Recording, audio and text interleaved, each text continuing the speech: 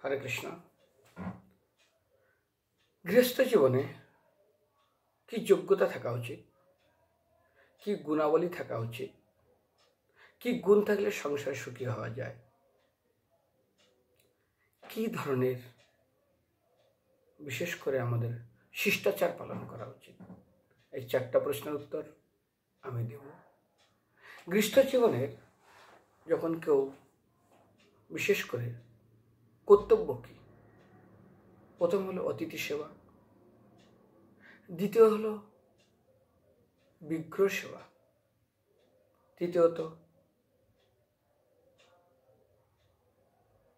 শাস্ত্র সেবা,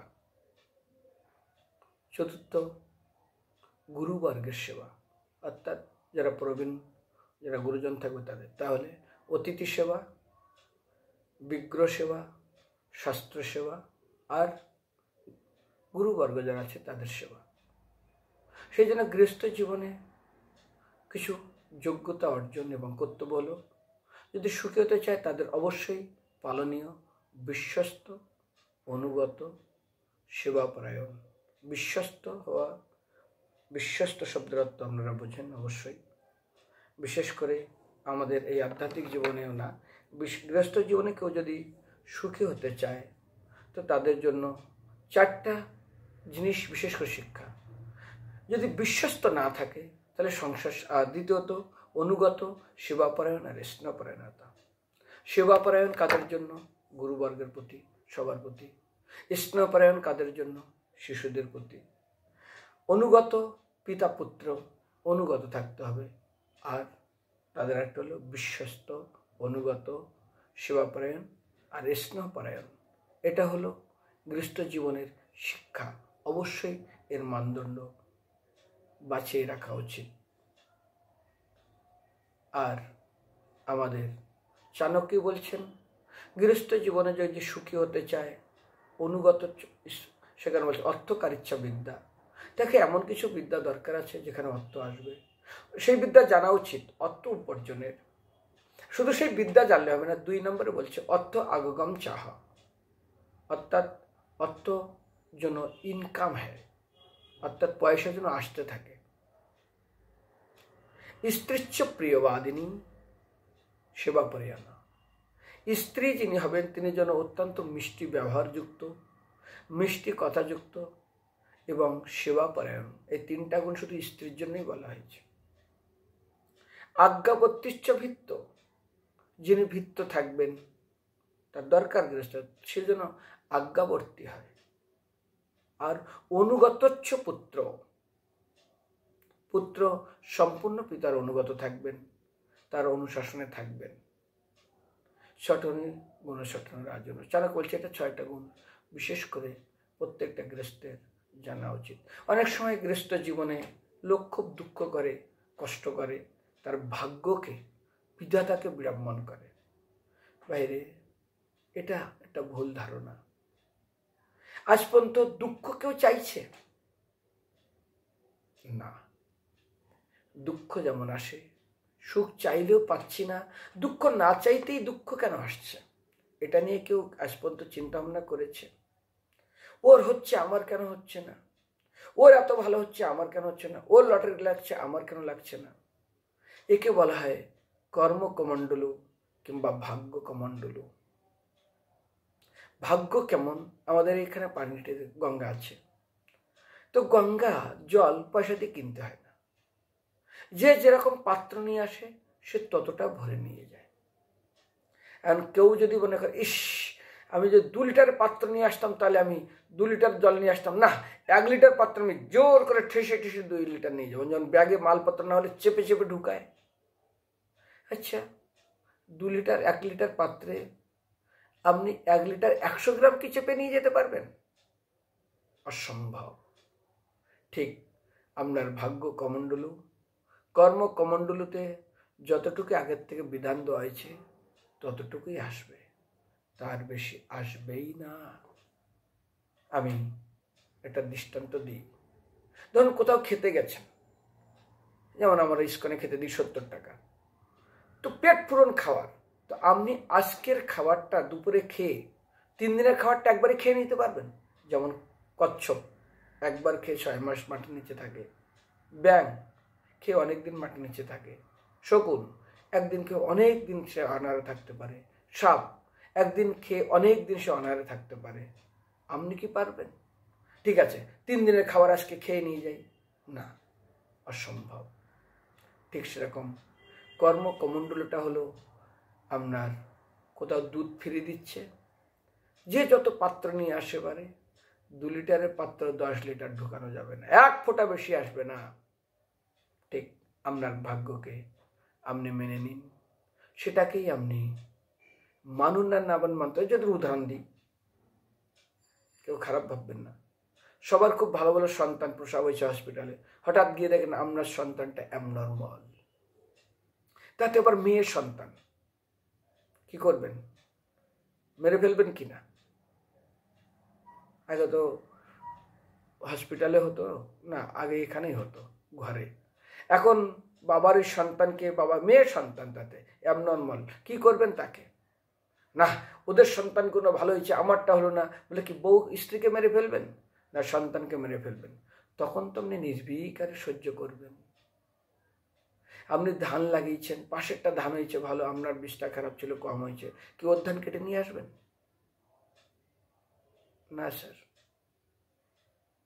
আপনার ধান লাগিয়েছেন, কেটে দিয়েছেন, এমন বৃষ্টি আসলো সব ভেসে চলে গেল, কি করবেন? এমন আলু লাগিয়েছেন 1000 টাকা খরচ করে, এমন বৃষ্টি আসলো সব মাটি, কোনকে ছাতা ধরবেন বাগানে গিয়ে যে বৃষ্টির জন্য আমার জমিতে না পড়ে? অসম্ভব। এটা মেনে নিন। আপনার কি বলেছিলাম, ব্যাংকে আপনি টাকা রেখেছেন, তার ইন্টারেস্ট আপনি পাবেন।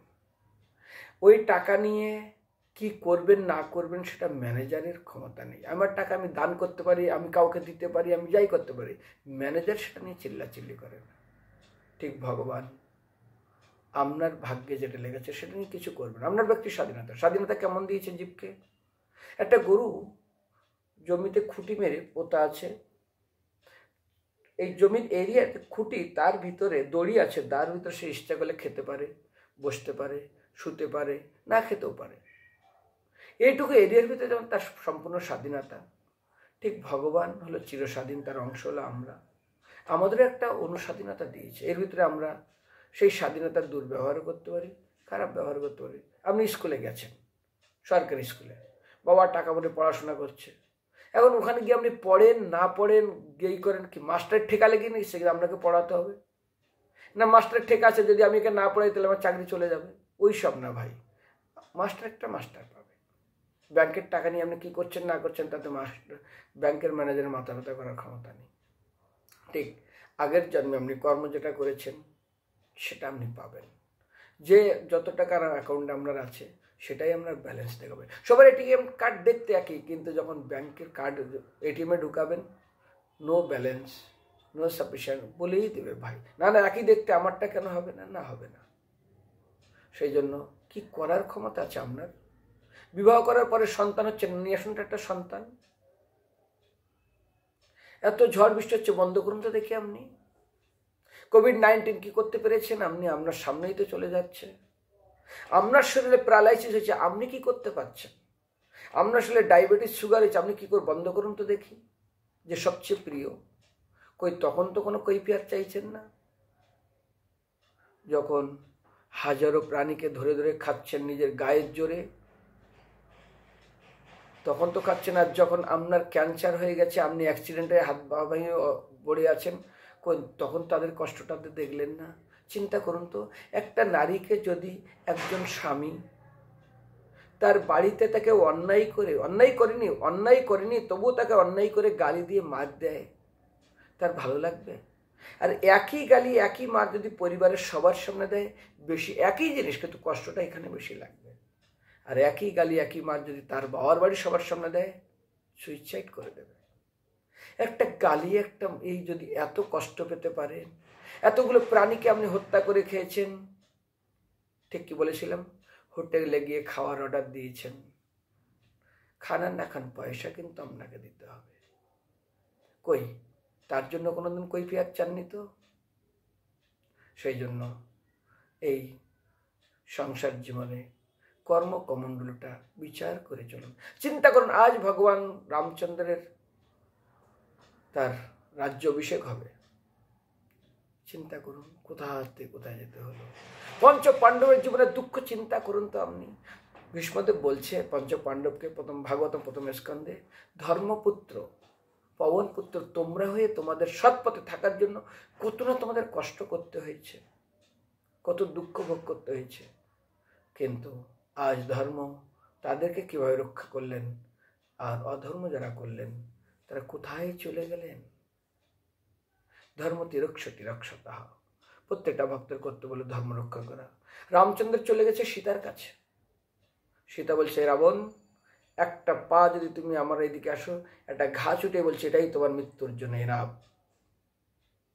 আমি ধর্মকে রক্ষা করেছি, তুমি সাধু বেসে গেছো, ভিক্ষা দিয়েছি, তুমি তার অপব্যবহার করছো, এবার ধর্ম আমাকে রক্ষা করবে, আসো তুমি। রাবণ পিছিয়ে আসলেন, গেলেন না। ইচ্ছা মৃত্যু। ভীষ্মদেব, দ্রোণাচার্যের কাছে অস্ত্র থাকলে কোনোদিন তাকে মৃত্যু হবে না। কৃপাচার্য অমর, অশ্বত্থামা অমর, কোথায় গেল? ধর্ম রক্ষতি রক্ষতঃ। আমাদের কর্তব্য হলো মনুষ্য জীবন, গৃহস্থ জীবনে ধর্মকে মেনে নিন, ভাগ্যকে মেনে নিন। হরে কৃষ্ণ কৃষ্ণ কৃষ্ণ হরে হরে, হরে রাম রাম রাম হরে হরে।